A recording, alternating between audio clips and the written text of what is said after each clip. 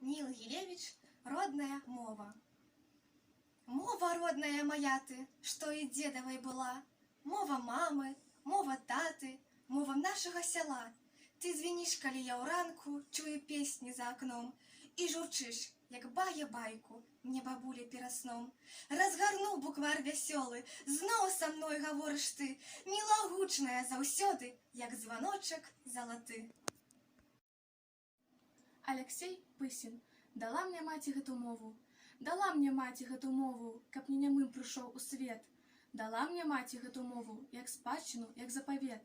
Была яна не беларучкай, і на жніве, і на сяўбе, на глебе добрай беларускай здабыты словы ўсе яе.